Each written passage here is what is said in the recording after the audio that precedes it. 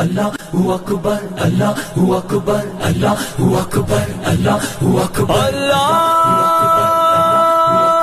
اکبر اللہ۔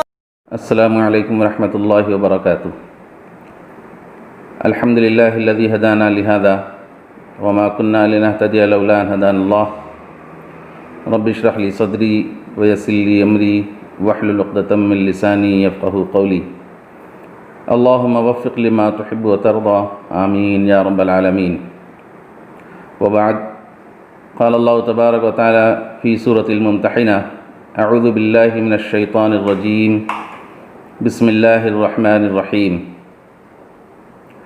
قد كانت لكم اسوة حسنة في ابراہیم والذین معہ، صدق اللہ العظیم۔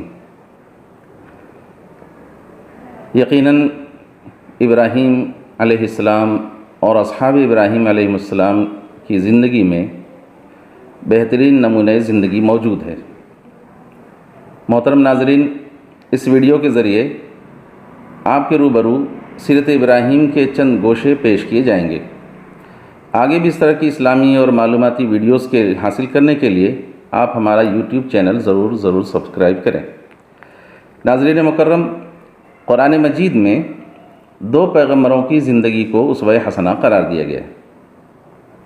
ایک ہمارے باپ ابراہیم علیہ السلام کی زندگی، دوسرے ہمارے آقا رحمۃ للعالمین صلی اللہ علیہ وسلم کی زندگی۔ اگر آقا علیہ السلام کو یہ امتیاز حاصل ہے کہ آپ کی پوری زندگی بلا استثناء اسوہ حسنہ ہے، تو سیدنا ابراہیم علیہ السلام کو یہ امتیاز حاصل ہے کہ تین بڑی امتوں یعنی امت یہود، امت نصارہ اور امت محمدیہ علی صاحبہ الصلاۃ والتسلیم کے روحانی پیشوا ہیں۔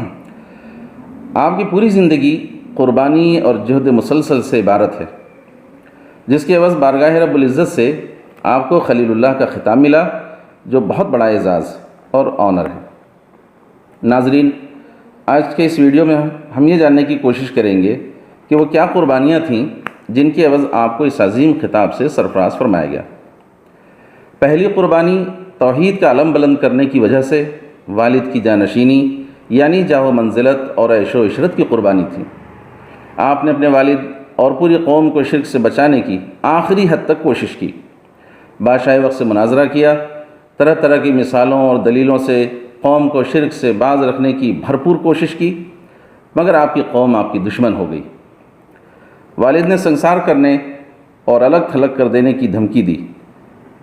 قرآن کہتا ہے: قال اراغب انت عن آلہتی یا ابراہیم لئن لم تنتہی لارجمنک وہجرنی ملیہ، سورہ مریم آیت نمبر 46۔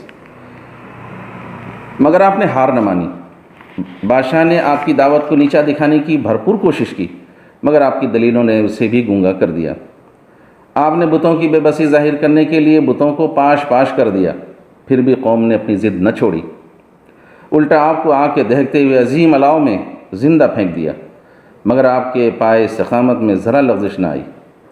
آپ نے آگ میں جلنا گوارا کیا، مگر توحید سے ہٹنا گوارا نہ کیا۔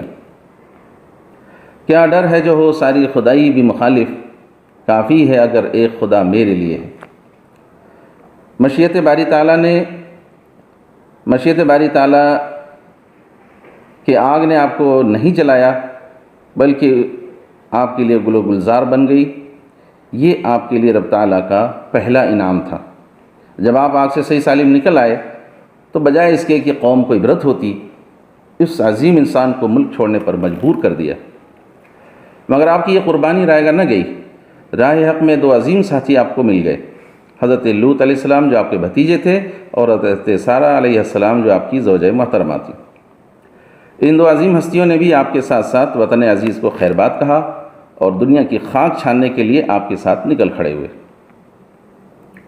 توحید کی حمایت میں یہ رب تعالیٰ کا دوسرا انعام تھا۔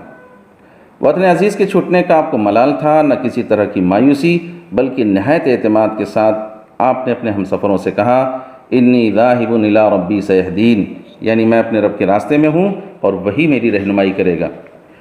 آپ کے اس اعتماد نے آپ کے ساتھیوں کا بھی اعتماد بحال کر دیا۔ رہنے کا ٹھکانہ تلاش کرنے کے بجائے آپ نے اپنا مشن جاری رکھا، شہروں اور ملکوں کی خاک چھانتے رہے، نور توحید پھیلاتے رہے یہاں تک کہ بادشاہ مصر کے دربار میں پہنچ گئے۔ وہاں بھی آپ آزمائے گئے مگر ثابت قدم رہے۔ نتیجتاً حضرت ہاجرہ کی شکل میں رب تعالیٰ کا تیسرا انعام ملا۔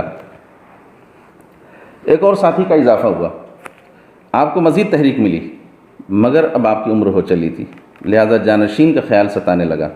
رب سے دعا گو ہوئے، دعا مقبول ہوئی، اور چوتھا انعام حضرت اسماعیل علیہ السلام کی شکل میں عطا ہوا۔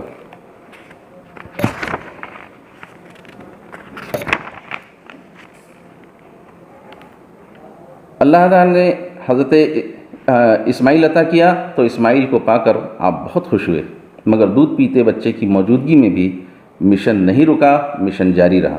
اللہ کے حکم سے آپ نے حضرت ہاجرہ اور نومولود اسماعیل کو حجاز میں چھوڑا۔ یہ وہی حجاز ہے جس سے عرب کی بنیاد پڑی۔ یہ بھی آپ کی بے مثال قربانی تھی۔ دودھ پیتے بچے کو ایسے صحرا میں چھوڑنا جہاں زندگی کی کوئی علامت نہیں تھی، خود کو آگ کے حوالے کرنے سے بھی بڑی قربانی تھی۔ اس لیے اکثر ماں باپ اپنے بچوں کے لیے خود کو تو قربان کر سکتے ہیں، مگر اپنے بچوں کو قربان کرنا گوارا نہیں کر سکتے۔ لہذا ثابت ہوا کہ عظیم مقصد کے لیے بیوی بچے کی قربانی پیش کرنا صرف اور صرف سیدنا ابراہیم علیہ السلام کا امتیاز ہے۔ بڑھاپے کے عالم میں جانشین کی قربانی، جو نہ جانے کتنی منتوں و مرادوں کے بعد حاصل ہوا تھا، کوئی معمولی قربانی نہیں تھی، لہذا حضرت اسحاق علیہ السلام کی شکل میں آپ کو ایک اور انعام سے نوازا گیا۔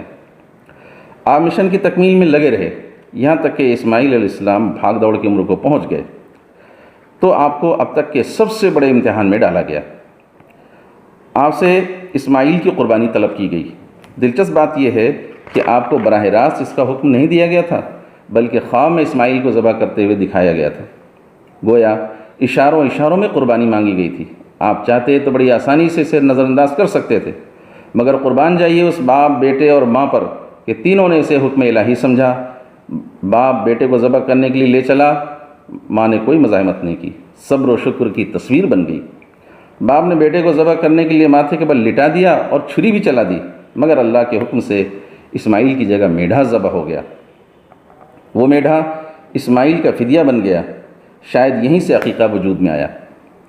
اور آپ جانتے ہیں کہ اس قربانی کی یادگار میں ہر سال لاکھوں کروڑوں مسلمان جانور قربان کر کے سنت ابراہیمی کی یاد تازہ کرتے ہیں۔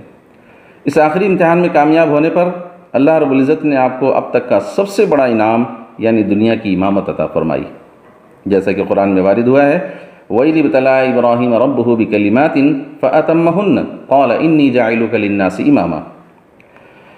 باپ کی گدی چھوڑ کر نکلے تھے، اللہ نے پوری دنیا کی گدی آپ کو دے دی۔ اس کی تفصیل یہ ہے کہ اللہ نے آپ کو اردن کا علاقہ بخشا، وہاں کی خلافت آپ نے اپنے بھتیجے لوط علیہ السلام کو عطا کی۔ شام کا علاقہ عطا ہوا، وہاں کی خلافت آپ نے حضرت اسحاق علیہ السلام کو مرحمت کی۔ حجاز کا علاقہ پہلے ہی آپ کو دے دیا گیا تھا، یہاں آپ نے حضرت اسماعیل علیہ السلام کے ساتھ خانہ کعبہ تعمیر کیا۔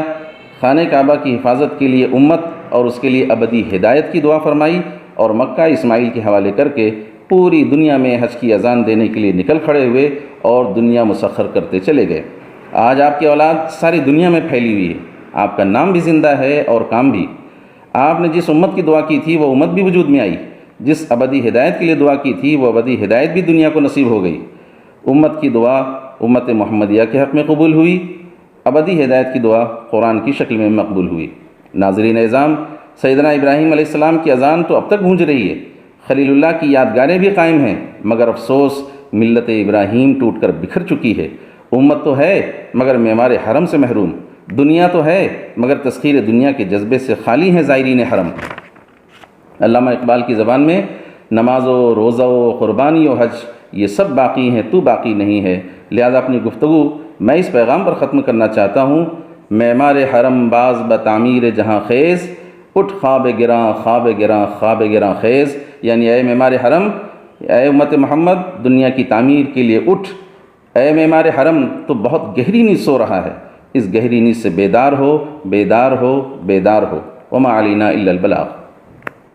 اللہ اکبر، اللہ اکبر، اللہ اکبر۔